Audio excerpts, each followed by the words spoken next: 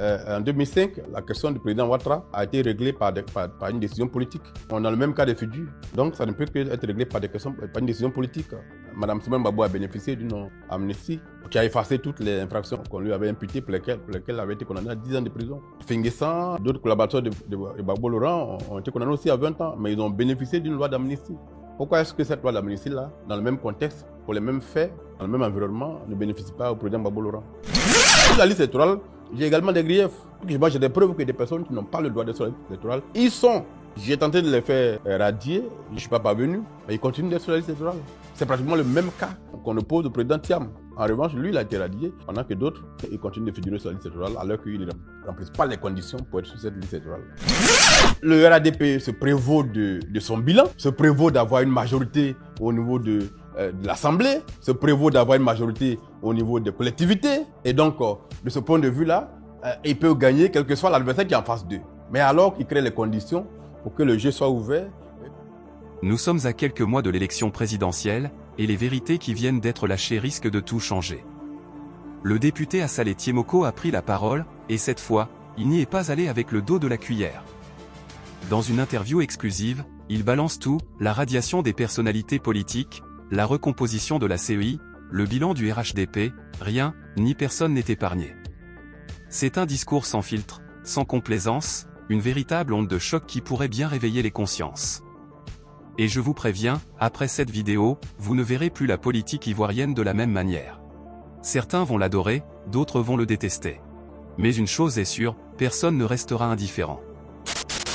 Le cas de Laurent Gbagbo n'est pas un problème judiciaire. Sa résolution repose d'abord sur la bonne foi des acteurs politiques et des dirigeants actuels, mais aussi sur une approche politique. À ce jour, les lignes n'ont pas bougé. À votre avis, quel est le problème? Oui, mais la ligne ne peut pas bouger parce que la politique en Côte d'Ivoire a consisté à régler des comptes en fonction de qui est au pouvoir. Donc, on est dans la même dynamique. C'est le même processus qui a commencé en 1990 qui se poursuit en 2025. La question n'est pas judiciaire, la question est politique. En 2005, la question du président Ouattara a été réglée par une décision politique. On a le même cas de figure. Donc, ça ne peut que être réglé par une décision politique. Madame Simone Gbagbo a bénéficié d'une amnistie qui a effacé toutes les infractions qu'on lui avait imputées pour lesquelles elle avait été condamnée à 10 ans de prison. Finguessan, d'autres collaborateurs de Gbagbo Laurent ont été condamnés aussi à 20 ans, mais ils ont bénéficié d'une loi d'amnistie. Pourquoi est-ce que cette loi d'amnistie-là, dans le même contexte, pour les mêmes faits, dans le même environnement, ne bénéficie pas au président Gbagbo Laurent? Deux poids, deux mesures. Une affaire de politique politicienne. Et donc, c'est au niveau des acteurs politiques qui peuvent régler ces questions-là. Pas au niveau de la justice où il n'y a aucune procédure qui est en cours concernant le président Gbagbo Laurent. Donc, pour moi, c'est cela. Il faut de la bonne foi. Il faut qu'on comprenne que tous les acteurs doivent sortir du jeu politique, de la scène politique, par la grande porte, en offrant enfin à la Côte d'Ivoire la possibilité de souffler après une élection présidentielle où chacun reconnaît sa défaite ou sa victoire et puis la vie continue. Au Sénégal, ils ont fait l'élection, le lendemain, ils sont au champ, ils sont au travail. Au Ghana, à côté de nous, ils ont fait les élections, le lendemain, la vie a continué. Même en Côte d'Ivoire, on n'était même pas même au courant qu'il y avait une élection au Ghana. Pourquoi chez nous ici, un an avant les élections, on commence déjà à avoir peur et qu'on se prépare à trouver des billets d'avion pour que nos familles quittent le pays? Ce n'est pas normal, ça fait 30 ans que ça dure. À quel moment on mettra fin à cela? Voilà les questions que nous posons. Un autre problème aussi qui se présente à nous, c'est la réinscription de Charles Blé Goudé sur la liste électorale, donc qui a été invalidée. Qu'est-ce que vous en pensez? Écoutez, c'est la même dynamique. Blé Goudé et Laurent Gbagbo étaient tous deux poursuivis devant la CPI. Ils ont été acquittés devant la CPI. Voilà, ils n'ont pas bénéficié d'un non-lieu pour insuffisance de preuves. Ils ont été acquittés. Et donc, ils reviennent au pays. Il y a un qui bénéficie d'une grâce présidentielle, Laurent Gbagbo, et puis Blé Goudé, lui, il ne bénéficie de rien du tout. Ses comptes demeurent gelés, il n'a pas de grâce présidentielle, et lui aussi n'est pas sur la liste électorale. C'est une condamnation judiciaire, mais au-delà, c'est une décision politique qu'il faut prendre pour régler aussi son cas. Voilà, donc c'est la même dynamique que celle de Gbagbo Laurent. En toute franchise, est-ce que vous avez des griefs contre la CEI? Je considère qu'il y a des choses qui ne fonctionnent pas à la CEI. Peut-être pas la CEI centrale, parce que moi, mon grief, c'est surtout contre les CEI locales. Les CEI locales sont, j'allais dire, un archipel de fraude. un archipel composé de militants zélés de partis politiques, notamment du RHDP, qui sont dans les CEI locales, et c'est eux qui forcent tout le jeu démocratique. À la CEI centrale, les choses sont plus équilibrées. Mais c'est les résultats de des CEI locales qui vont à la CEI centrale. Et donc pour moi, d'ailleurs, la réforme que j'ai proposée au niveau du Parlement, c'était surtout les CEI locales qu'on devait réformer. Pour faire en sorte que les partis politiques n'aient pas un rôle à jouer au niveau des CEI locales. Y compris des fonctionnaires, pour jouer un rôle ponctuel, ad hoc, et après les élections, ils retournent dans le lieu de travail. Et donc, à ce niveau-là, effectivement, il y a un souci. Sur la liste électorale, j'ai également des griefs. Moi, j'ai des preuves que des personnes qui n'ont pas le droit d'être sur la liste électorale, ils sont.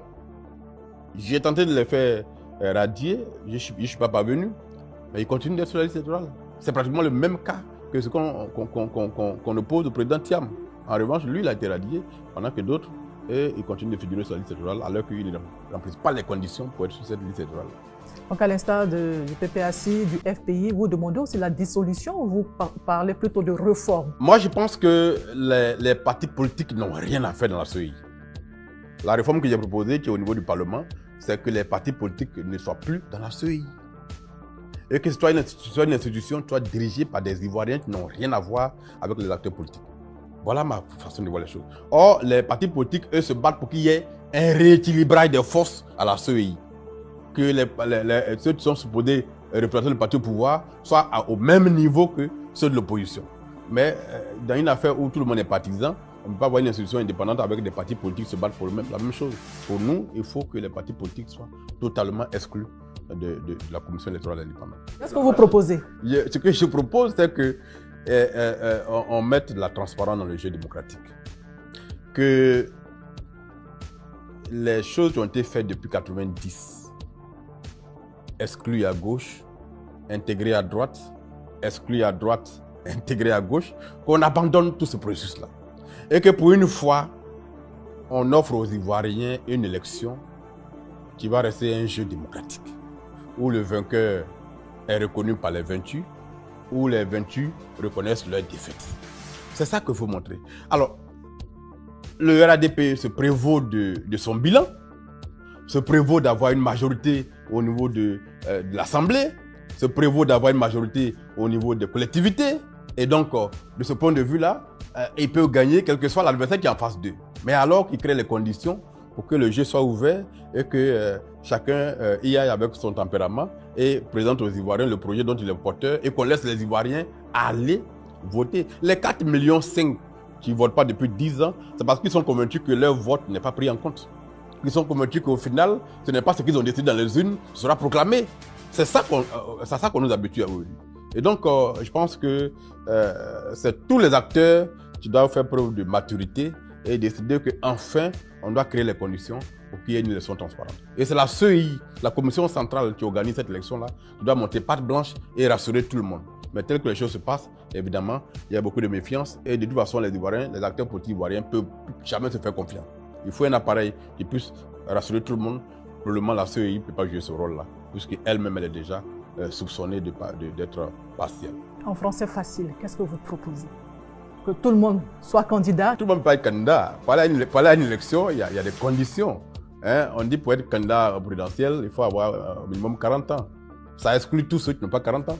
Parlons des partis qui existent. Pour cette élection de 2025. Il faut laisser le juge constitutionnel décider au regard des pièces qui vont être produites par chaque candidat qui est éligible, qui n'est pas éligible. Il ne faut pas qu'en amont, par des artifices politiciens, on écarte des candidats. C'est ça qui provoque les difficultés. C'est le juge constitutionnel seul qui a vocation à apprécier les candidatures. Donc on laisse le juge constitutionnel recevoir les dossiers et apprécier en toute souveraineté. Chers amis, voilà les vérités qui dérangent, les mots qui fracassent. Le député Assalé Tiemoko a brisé le silence, et maintenant, c'est à nous de faire résonner ces révélations. À quelques mois de la présidentielle, chaque parole compte, chaque vérité doit être entendue. Est-ce que cette interview va provoquer un électrochoc? Est-ce que les Ivoiriens vont enfin ouvrir les yeux sur ce qui se joue réellement? Une chose est certaine, le pouvoir a été mis face à ces contradictions, et le peuple mérite des réponses. Alors, qu'attendez-vous de cette présidentielle qui s'annonce très mouvementée? N'hésitez pas à donner vos avis en commentaire. À très vite.